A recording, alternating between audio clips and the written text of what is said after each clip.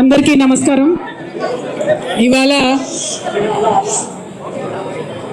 తెలంగాణ జాగృతి సంస్థను ప్రారంభించి దాదాపు 18 సంవత్సరాలు దాదాపుగా కావస్తున్నటువంటి సందర్భం. 2006లో బయటకు వచ్చి సంస్థను ప్రారంభిస్తే ప్రతి ఉద్యమ సందర్భంలో ప్రతినిత్యం తెలంగాణ ప్రజలకు వచ్చినటువంటి ఏ అంశమైనా కూడా చాలా బలంగా తెలంగాణ ప్రజల గొంతుకగా తలలో నాలుకలాగా ప్రతి ఇంటిలో ఆడబిడ్డలాగా బతుకమ్మ ఎత్తినా బోనం ఎత్తినా వారి సంబరంలో సంబరంలాగా వారి దుఃఖంలో దుఃఖంలాగా కలిసి ఉన్నటువంటి సంస్థ తెలంగాణ జాగృతి సంస్థ. తెలంగాణ జాగృతి సంస్థ పుట్టింది ఇద్దరు వ్యక్తుల యొక్క స్ఫూర్తితో. ఒకటి కేసీఆర్ గారు, రెండు ప్రొఫెసర్ జయశంకర్ గారు. కేసీఆర్ గారు తెలంగాణ రాష్ట్ర సాధన కోసం ఉద్యమించినటువంటి సందర్భంలో మాత్రమే మలిదశ తెలంగాణ ఉద్యమంలో మాలాంటి వాళ్ళందరం కూడా తెలంగాణ రాష్ట్ర అవసరాన్ని ఏర్పాటును గుర్తించి ముందుకు వచ్చి తెలంగాణ ఉద్యమంలో పాల్గొనడం జరిగింది. ఎప్పుడైతే యుఎస్ఏ నుండి ఇండియాకు వచ్చామో ప్రొఫెసర్ జయశంకర్ గారితో ఇంటరాక్షన్ ఏర్పడ్డ తర్వాత వారు మాకు ఆనాడు ఒక డైరెక్షన్ ఇచ్చిండ్రు. రాజకీయ రంగంలో కేసీఆర్ గారు అద్భుతంగా తెలంగాణ ప్రజలకు కావాల్సినటువంటి అంశాలన్నీ కూడా వివరిస్తూ ఉన్నారు, ముందుకు తీసుకెళ్తూ ఉన్నారు. ఇంకొక పక్క సాంస్కృతికంగా వెనుక పడేయబడ్డటువంటి మన ప్రాంతానికి సంబంధించి మాట్లాడాల్సినటువంటి అంశాలు చాలా ఉన్నాయి. ఒక పక్క రచయితలు మాట్లాడుతున్నారు, ఇంకొక పక్క గాయకులు ధూమ్ధామ్ పేరుతో విజృంభిస్తున్నారు.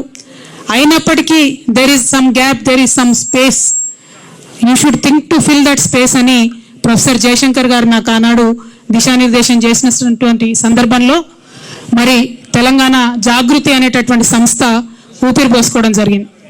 తెలంగాణ జాగృతి అని పేరు పెడుతున్నామంటే ఆనాడు చాలా మంది మేధావులు అసలు తెలంగాణ పేరు లేకుండా పెట్టండి, తెలంగాణ జాగృతి అనగానే మిమ్మల్ని వెంటనే తొక్కేస్తారని కూడా ఆనాడు అనేక మంది చెప్పిండ్రు. అంత పెద్ద ఎత్తున ఆంధ్ర పాలకుల యొక్క వివక్ష ఉన్నటువంటి సందర్భం అయినా సరే తెలంగాణ జాగృతి పేరు పెట్టుకునే ముందుకెళ్తామని చెప్పి తెలంగాణ జాగృతి పేరు పెట్టి మరి సంస్థని ఇన్ని రోజులు కూడా చాలా అద్భుతంగా నడిపించుకున్నామని చెప్పి నేను భావిస్తూ ఉన్నాను. మరి ఇవాళ ఇన్ని సంవత్సరాల తర్వాత మాకు హైదరాబాద్లో ఎప్పుడు కూడా అశోక్ నగర్లో ఆఫీస్ ఉండేది. ఇవాళ అశోక్ నగర్ నుంచి ఆఫీస్ని మేము బంజారాహిల్స్కి షిఫ్ట్ చేసుకోవడం జరిగింది. ఇక్కడ నుంచి లాంగ్ లీజ్ తీసుకున్నాం మరి ఇక్కడ, కాబట్టి చాలా రోజులు ఇక్కడ మా ఆఫీసు స్థిరంగా మీ అందరి ఆశీర్వాదంతో తెలంగాణ ప్రజల ఆశీర్వాదంతో నిలబడి ఉంటుందని చెప్పి నేను మనస్ఫూర్తిగా భావిస్తూ ఉన్నాను. మరి ఇన్ని సంవత్సరాల ఈ ప్రయాణంలో అనేక మంది కలిసి వచ్చిండ్రు, అనేక మంది ఆశీర్వాదాలు ఇచ్చి పనిచేసిండ్రు, అనేక మంది కలిసి పనిచేసిండ్రు, చాలా మంది అడ్వైజర్స్ ఇచ్చి సలహాలు సూచనలు ఇచ్చి ముందుకు తీసుకెళ్ళిండ్రు. వారందరికీ కూడా మనస్ఫూర్తిగా ఉద్యమాభివందనాలు తెలియజేస్తూ ఉన్నాను. మరి మీ అందరికీ కూడా తెలిసినటువంటి విషయమే, కేసీఆర్ గారు తెలంగాణ రాష్ట్రం సాధించిన తర్వాత, తెలంగాణ రాష్ట్రం ఏర్పడ్డ తర్వాత అద్భుతంగా తెలంగాణ సోయితోని పరిపాలన జరిగింది. మేము తెలంగాణ జాగృతి సాంస్కృతిక రంగంలో ఏ చిన్న కార్యక్రమం అడిగినా, ఏ చిన్న అంశం డిమాండ్ చేసినా మాకు నిమిషాలలో జీవో వచ్చినటువంటి సందర్భం. చాకల ఐలమ్మ గారిది ఉదాహరణకు అధికారికంగా చేయాలి అంటే ఒకటే సెకండ్లో జీవో వచ్చినటువంటి సందర్భం. మిషన్ భగీరథకు సగరుల ఆరాధ్య దైవమైనటువంటి భగీరథ పేరు పెట్టడం అన్నది మేము అడగకుండానే కేసీఆర్ గారు మాకు ఇచ్చినటువంటి వరం. అట్లా ఏ ఒక్క అంశం తీసుకున్నా సేవాలాల్ మహారాజ్ యొక్క జయంతిని అఫీషియల్గా ప్రభుత్వం నుంచి చేసిన ఏకైక ప్రభుత్వం కేసీఆర్ గారి ప్రభుత్వం భారతదేశంలో. అట్లా ప్రతి ఒక్కరిని కూడా ముందుకు తీసుకెళ్ళి అద్భుతంగా పరిపాలన చేసినటువంటి కేసీఆర్ గారు. అంబేద్కర్ని మనందరం ఆరాధించేటటువంటి అంబేద్కర్ని 125 అడుగుల ఎత్తు నిలబెట్టి దేశంలోనే ఆనాడు అత్యంత పెద్ద విగ్రహంగా అంబేద్కర్ నిలుపుకున్నాం. అట్లా 1-2 కాదు, ప్రతి ఒక్క అంశంలో కూడా తెలంగాణ సోయితో పరిపాలన జరిగింది. మరి ఇవాళ ఉన్నటువంటి పరిపాలన మనం చూసుకుంటే ఈ 10 సంవత్సరాలకి ఇప్పటికి చాలా తేడా ఉంది. మన కర్మ ఏంటంటే ఇప్పుడున్నటువంటి మన ముఖ్యమంత్రి గారు కనీసం జై తెలంగాణ అని కూడా అన్నాడు. ఇవాళ మా తెలంగాణ జాగృతి ప్రారంభించుకున్న ఇక్కడ కొత్త ఆఫీస్ని, స్టేట్ ఆఫీస్ని ప్రారంభించుకున్న సందర్భంగా ఎల్లుండే రాష్ట్ర అవతరణ దినోత్సవం వస్తుంది. నేను రాష్ట్ర ముఖ్యమంత్రి గారిని డిమాండ్ చేస్తూ ఉన్నాను, సీఎం గారు కనీసం ఇప్పటికన్నా మీరు జై తెలంగాణ నినాదం అనండి. ఎల్లుండి రాష్ట్ర అవతరణ దినోత్సవం నాడు కనీసం అమరవీరులకు నివాళులు అర్పించండి అని చెప్పి నేను ముఖ్యమంత్రి గారిని డిమాండ్ చేస్తూ ఉన్నాను. నిజానికి జై తెలంగాణ అనని వాడికి, తెలంగాణ అమరవీరులను తలుచుకున్నటువంటి వారికి, నివాళులు అర్పించని వారికి ఆ కుర్చీలో కూర్చునే అర్హత కూడా లేదు. కానీ తెలంగాణ గ్రహచారం బాగాలేక మరి రేవంత్ రెడ్డి గారు మనకు ముఖ్యమంత్రి అయినరు. ఏదైతే ఉద్యమకారుల మీద గన్ను తీసుకొని పోయిండో అటువంటి వ్యక్తి అలా ముఖ్యమంత్రి అయినరు. కాబట్టి వాళ్ళ మేము డిమాండ్ చేస్తూ ఉన్నాం, ఖచ్చితంగా రాష్ట్ర అవతరణ దినోత్సవం నాడన్నా వారు జై తెలంగాణ అనాలని చెప్పి, అమరవీరులకు నివాళులు అర్పించాలని చెప్పి మేము డిమాండ్ చేస్తూ ఉన్నాం. అదేవిధంగా జూన్ 2వ తారీఖు నాడు మరి కాంగ్రెస్ ప్రభుత్వం ప్రకటించింది, రాజీవ్ యువ వికాసం అనే పేరుతోని పథకం తీసుకొస్తామని పేపర్లలో నేను చదివిన. రాజీవ్ గాంధీకి మాకేం సంబంధం అండి? తెలంగాణ రాష్ట్రానికి రాజీవ్ గాంధీ గారికి ఏం సంబంధం? నేను ముఖ్యమంత్రి గారిని డిమాండ్ చేస్తూ ఉన్నా, తెలంగాణ యువకుల కోసం చేపట్టేటటువంటి పథకానికి మీరు ఖచ్చితంగా తెలంగాణ వాదుల పేరు పెట్టాలి. తెలంగాణ రాష్ట్రం ఏర్పడడం కోసం ప్రాణత్యాగం చేసినటువంటి శ్రీకాంతాచారి పేరు పెట్టండి, యాదిరెడ్డి పేరు పెట్టండి, లేకపోతే మహానుభావుడు కాళోజీ పేరు పెట్టండి, కొండా లక్ష్మణ్ బాపూజీ గారి పేరు పెట్టండి, దొడ్డి కొమరయ్య పేరు పెట్టండి, లేదంటే పివి నరసింహారావు గారు మీ కాంగ్రెస్ పార్టీ నుంచే దేశ ప్రధానిగా ఉన్నటువంటి పివి గారి పేరన్నా పెట్టి ఆ కార్యక్రమాన్ని ప్రారంభించాలని మేము డిమాండ్ చేస్తూ ఉన్నాం. తెలంగాణ యువ వికాసం అనే పేరుతోని కార్యక్రమం ఉండాలి కానీ రాజీవ్ యువ వికాసం అనే పేరుతోని కార్యక్రమం ఉండకూడదని, అది కూడా మీరు అవతరణ దినోత్సవం నాడు ప్రారంభిస్తున్నారు కాబట్టి మేము ఈ డిమాండ్ చేస్తూ ఉన్నాం. అదేవిధంగా తెలంగాణ రాష్ట్ర ఏర్పాటులో ఏమాత్రం భాగస్వామ్యం లేనటువంటి అనేక అంశాలను ముఖ్యమంత్రి గారు ప్రతిపాదిస్తున్నారు కానీ తెలంగాణ రాష్ట్రం యొక్క నీళ్లు తరలించుకొని పోతా ఉంటే మాట్లాడలేనటువంటి పరిస్థితి ముఖ్యమంత్రి ఉన్నది. ఎందుకోసం అంటే అక్కడ చంద్రబాబు నాయుడు గారు నదుల అనుసంధానం పేరుతోని బనకచెర్ల రిజర్వాయర్ కడతా ఉన్నాం, మేము పెద్ద బ్యారేజ్ కట్టుకుంటాం, 200 టీఎంసీ నీళ్లు తీసుకుపోతామంటే కూడా ముఖ్యమంత్రి గారు ఏమీ కూడా అనలేనటువంటి పరిస్థితి ఉన్నది. ఎందుకోసం ఇంత వీక్నెస్ ఉన్నది మీకు? ఎందుకు ఇంత అసక్తత ఉన్నది? ఎందుకు తెలంగాణ ప్రజల కోసం మీరు పనిచేస్తలేరు? పక్క రాష్ట్రం ప్రయోజనాల కోసం మీరు ఎందుకు పనిచేస్తూ ఉన్నారు? ఆనాడు కేసీఆర్ గారు ముఖ్యమంత్రిగా ఉన్నప్పుడు రివర్ లింకింగ్ ప్రాజెక్ట్ ఏదైతే కేంద్ర ప్రభుత్వం ప్రతిపాదించిందో దాన్ని ఖచ్చితంగా తుపాకులగూడెం బ్యారేజ్ దగ్గర నుండి ప్రారంభించాలని కేసీఆర్ గారు ప్రతిపాదించారు. కానీ ఆనాడు కేంద్రం ఒప్పుకోలే, మేము ఇచ్చంపల్లి దగ్గర పెడతాం రివర్ లింకేజ్ అని చెప్పడం జరిగింది. మరి ఇవాళ ఏ మీటింగ్ కాలేదు, ఏ అపెక్స్ కౌన్సిల్ కలవలేదు, కేంద్ర ప్రభుత్వం రాష్ట్ర ప్రభుత్వంతో చర్చలు జరపలేదు. కేవలం చంద్రబాబు నాయుడు గారి డైరెక్షన్లో ఈ రివర్ లింకేజ్ ప్రాజెక్టు పాయింట్ పోలవరంకి తీసుకొని వెళ్ళడం జరిగింది. పోలవరం నుండి 200 టీఎంసీ గోదావరి నీళ్లను మొత్తం కూడా తీసుకెళ్లిపోతున్నారు. ఇవాళ గోదావరి కావేరి లింక్ పేరు మీద చెన్నైకి నీళ్ళు ఇవ్వాలని చెప్పేటటువంటి వంక పేరు మీద గోదావరి నది నీళ్లు పర్మనెంట్గా తెలంగాణకు దూరం కాబోతా ఉన్నాయి. మరి అయినా కూడా ముఖ్యమంత్రి గారు మాట్లాడతలేరు. ఇది చాలా దారుణం. ఎల్లుండి జూన్ 2న తెలంగాణ రాష్ట్ర అవతరణ దినోత్సవం నాడు ముఖ్యమంత్రి గారు ఒక స్పష్టమైన ప్రకటన దీని మీద చేయాలి. అపెక్స్ కమిటీ మీటింగ్ ఇమ్మీడియట్గా పిలవాలని చెప్పి డిమాండ్ చేయాలి. మనకేదైతే 200 టీఎంసీలు నీళ్ళు నష్టపోతామో మన నీళ్ళ మీద మనకు వాటా కావాలని చెప్పి ముఖ్యమంత్రి గారు డిమాండ్ చేయాలని నేను కోరుతా ఉన్నాను. కేసీఆర్ గారు కాళేశ్వరం ప్రాజెక్ట్ ఎందుకోసం కట్టిండ్రు? ఈ 200 టీఎంసీల హక్కు మనకు తెలంగాణకు ఉండాలని చెప్పి వారు కట్టిండ్రు. మరి ఇవాళ కేసీఆర్ గారు కాళేశ్వరం కట్టి 4 సంవత్సరాలుగా ప్రతి సంవత్సరం 20 లక్షల ఎకరాలకు నీళ్ళు ఇస్తుంటే మీరు చూసి ఓర్వలేక ఇవాళ కేసీఆర్ గారికి నోటీస్ ఇచ్చిరా? 1 కోటి ఎకరాల మాగాణం తెలంగాణ వేసినందుకు కేసీఆర్ గారికి ఇలా మీరు నోటీసులు ఇచ్చిండ్రా? రైతులకు రైతు బీమా పేరుతో ఆదుకున్నందుకు మీరు నోటీసులు ఇచ్చిండ్రా? రైతు బంధు పేరుతో ఆదుకున్నందుకు మీరు నోటీస్ ఇచ్చిండ్రా? కేసీఆర్ కిట్ ఇచ్చినందుకు నోటీస్ ఇచ్చిండ్రా? తెలంగాణ ప్రజలకు మేలు చేసినందుకు నోటీస్ ఇచ్చిరా? ఎందుకోసం నోటీస్ ఇచ్చిండ్రు? అది అసలు కాళేశ్వరం కమిషనా, కాంగ్రెస్ కమిషనా అని ముఖ్యమంత్రి గారు నేను ప్రశ్నిస్తా ఉన్నాను. ప్రతి తెలంగాణ బిడ్డ కూడా బాధపడతా ఉన్నారు. తెలంగాణ జాతిపిత అయినటువంటి కేసీఆర్ గారి మీద మీరు ఇవాళ నోటీసులు ఇవ్వడం అంటే యావత్తు తెలంగాణకు నోటీసులు ఇచ్చినట్టే నేను భావిస్తా ఉన్నాను. ఎందుకోసం ఈ మాట చెప్తా ఉన్నామంటే ఆ బక్కపల్సటి మనిషి ఒకసారి పిడికిలెత్తి బయలుదేరితేనే ఇవాళ తెలంగాణ రాష్ట్రం వచ్చింది. తెలంగాణ రాష్ట్రం వచ్చింది కాబట్టే మీరు ఇవాళ తెలంగాణ రాష్ట్రానికి ముఖ్యమంత్రిగా ఉన్నారు. అది మర్చిపోయి అటువంటి వ్యక్తికే మీరు ఇవాళ నోటీస్ ఇవ్వడం ఎందుకోసం ఇస్తా ఉన్నారు?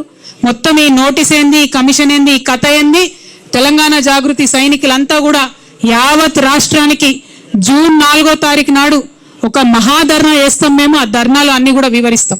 మీ కుట్ర ఏంది, కాళేశ్వరం ఏంది, ఇవన్నీ కూడా వివరిస్తాం. జూన్ 4వ తారీఖు నాడు ఒక మహాధర్నా చేపట్టబోతా ఉన్నాం ఇందిరా పార్క్ దగ్గర తెలంగాణ జాగృతి తరఫున. ఖచ్చితంగా అక్కడ మొత్తం కూడా మీరు ఎట్లా గుత్తేదారులకు వంతబాడుతున్నారు, ఎట్లా తెలంగాణ రైతాంగాన్ని ఎండబెడుతున్నారు, ఎందుకోసం కాళేశ్వరం ప్రాజెక్టు మీరు వాడతలేరు, ఎందుకు నిర్వీర్యం చేస్తున్నారు, ఈ అంశాలన్నీ కూడా తెలంగాణ ప్రజల ముందు బట్టబయలు చేస్తామని చెప్పి ఈ సందర్భంగా మేము తెలియజేస్తా ఉన్నాం. అదేవిధంగా మీకు తెలుసు తెలంగాణ జాగృతి అనేక కార్యక్రమాలు చేసుకుంటూ వచ్చింది. బీసీ బిల్లు కోసం గత సంవత్సరంన్నరగా మేము పోరాటం చేస్తూ ఉన్నాం. కానీ నిన్ననే ముఖ్యమంత్రి గారు వెళ్ళి మోడీ గారిని కలిసిన దేశ ప్రధానమంత్రిని అనేక ప్రాజెక్టుల గురించి మాట్లాడిన కానీ బీసీ బిల్లు గురించి మాట్లాడలేదు. ఇవాళ బీసీ బిల్లు ఈ రాష్ట్రంలో పెట్టించగలిగినామంటే, ఒకటి కాదు 2 బిల్లులు పెట్టించినామంటే దాంట్లో తెలంగాణ జాగృతి యూపీఎఫ్ పాత్ర ఉందన్న విషయాన్ని తెలంగాణ బీసీ బిడ్డలు ఎప్పుడు కూడా విస్మరించారని చెప్పి సందర్భంగా నేను గుర్తు చేస్తూ, మీరు మర్చిపోవచ్చుగాక కానీ మేము మర్చిపోలేదు. బీజేపీ వాళ్ళకి హెచ్చరిక చేస్తా ఉన్నాం, మీరు బీసీ బిల్లును డీప్ ఫ్రిడ్జ్ లో పెట్టే ప్రయత్నం చేస్తే కొన్ని రోజుల తర్వాత మళ్ళా జాగృతి కార్యాచరణ తీసుకుంటుంది. ఖచ్చితంగా కేంద్రానికి సెగదలిగే విధంగా రైల్ రోకో లాంటి కార్యక్రమాలను కూడా తీసుకొని పెద్ద ఎత్తున ముందుకెళ్తామని చెప్పి బీసీలకు 42% రిజర్వేషన్లు లోకల్ బాడీ ఎన్నికలు పెట్టే లోపలనే తెలంగాణ జాగృతి తరఫున పోరాటం చేసి సాధించుకుంటామని కూడా ఈ సందర్భంగా తెలియజేస్తా ఉన్నాం. అట్లానే తెలంగాణ మహిళలకు మీరు ప్రామిస్ చేసినటువంటి 2500 రూపాయలు ఏదైతే ఉందో అది సాధించే వరకు కూడా తెలంగాణ జాగృతి విశ్రమించకుండా కూడా పోరాటం చేస్తుందని ఈ సందర్భంగా తెలియజేస్తున్నాం. తెలంగాణ స్టూడెంట్స్కి, ఆడపిల్లలకి ముఖ్యంగా మీరు ఇస్తామన్న స్కూటీలు ఇవ్వకుండా చేస్తున్నటువంటి మోసాన్ని కూడా ఖచ్చితంగా ప్రతి కాలేజ్కు, ప్రతి విద్యార్థి దగ్గరికి తెలంగాణ జాగృతి విద్యార్థి విభాగం నుంచి వెళ్ళి పోరాటం చేసి సాధించుకుంటామని కూడా ఈ సందర్భంగా తెలియజేస్తా ఉన్నాం. తెలంగాణ జాగృతి నుండి మైనారిటీ హక్కుల కోసం కూడా పెద్ద ఎత్తున ఉద్యమం చేస్తాం. ఎన్నడూ లేని విధంగా తెలంగాణ జాగృతిలో మైనారిటీ ముస్లిం విభాగాన్ని, మైనారిటీ క్రిస్టియన్ విభాగాన్ని, మైనారిటీ సిక్ విభాగాన్ని కూడా ప్రారంభించి మైనారిటీ సమస్యలపైన పెద్ద ఎత్తున పోరాటం చేస్తామని కూడా ఈ సందర్భంగా తెలియజేస్తా ఉన్నాం. అట్లానే మన బంజారాల కోసం, ఆదివాసీల కోసం ఎస్టీ విభాగాన్ని ఏర్పాటు చేసుకుంటున్నాం. మేము గత 13 ఏళ్ల కింద తెలంగాణ జాగృతి నుంచి ఉద్యమించి పోరాటం చేస్తేనే ఇవాళ అసెంబ్లీలో అంబేద్కర్ బొమ్మ అక్కడ నిలబడి ఉన్నది. తెలంగాణ జాగృతికి దళిత బిడ్డలకు చాలా అవినాభావ సంబంధం ఉన్నది. అందుకే సపరేట్గా ఒక ఎస్సీ విభాగాన్ని కూడా ఏర్పాటు చేసి దళితులకు ఉండేటటువంటి సమస్యల మీద పోరాటం చేస్తామని ఈ సందర్భంగా నిర్ణయం తీసుకుంటా ఉన్నాం. అదేవిధంగా మరి అనేకమైన అంశాలు మేము పనిచేస్తూ వచ్చినాం, ఇక ముందు కూడా పనిచేస్తాం. మేము పనిచేస్తుంటే ఓర్వలేనటువంటి కొంతమంది మరి చాలా మాటలు మాట్లాడుతూ ఉన్నారు. వారందరి ఆశల్ని అడియాశలు చేస్తూ నేను ఇవాళ ఒక ప్రకటన చేస్తూ ఉన్నాను. కేసీఆర్ గారికి 2 కళ్ళలాగా ఒక కన్ను బీఆర్ఎస్ అయితే ఇంకో కన్ను జాగృతి అయి నిలబడుతుందని చెప్పి ఈ సందర్భంగా మేము తెలియజేస్తూ ఉన్నాం. కేసీఆర్ గారి మీద ఈగ వాలితే కూడా ఊరుకోము. రేవంత్ రెడ్డి గారు ఆనాడే మీరు గన్ను పట్టుకొని ఉద్యమకారుల మీదకి పోతే మిమ్మల్ని చుక్కలు చూపించినాం. భయపడి తెలంగాణలో తిరగలేక మీరు గన్ను పట్టుకొని ఆనాడు తిరిగిండ్రు. ఇదే బీజేపీ నాయకులు తెలంగాణ రాష్ట్ర సాధనలో వెనుక ఉంటే ఆనాడు ఎండల లక్ష్మీనారాయణ లాంటి వాళ్ళు ఒకరో ఇద్దరో ముందుకొచ్చి రాజీనామా చేస్తే ఇదే తెలంగాణ జాగృతి గల్లీ గల్లీ తిరిగి నిజామాబాద్లో తెలంగాణ వాదాన్ని నిలబెట్టుకున్న విషయాన్ని కూడా గుర్తు చేస్తున్నాం. ఇవాళ అంశాలన్నీ మరిచి బీజేపీ వాళ్ళు తెలంగాణ కోసం ఒక్క మాట కూడా మాట్లాడకుండా 8 మంది ఎంపీలను గెలిపించిన నీళ్లు మనవి తరలించకపోతుంటే మాట్లాడకుండా ₹1 నిధులు కూడా కేంద్ర బడ్జెట్ నుంచి మాకు ఇవ్వకుండా మీరు చేస్తూ ఉన్నారు. ఖచ్చితంగా బీజేపీ వాళ్ళు ఒకవేళ బీసీ బిల్లు మీద మీరు ముందడుగేయకపోయినా, గోదావరి జలాలలో మన వాటాను కాపాడకపోయినా మళ్ళీ తెలంగాణ జాగృతి పవర్ ఏందో ఖచ్చితంగా చూపిస్తాం అని చెప్పి ఈ సందర్భంగా తెలియజేస్తూ, మరి ఇన్ని రోజులు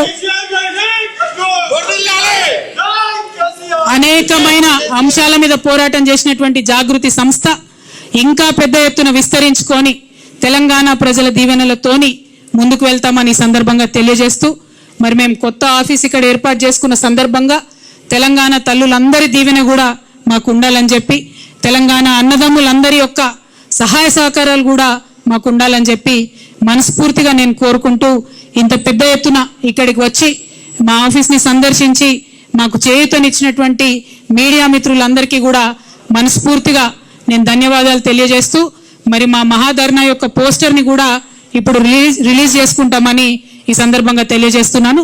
థ్యాంక్ యూ. జై తెలంగాణ, జై జాగృతి, జై కేసీఆర్.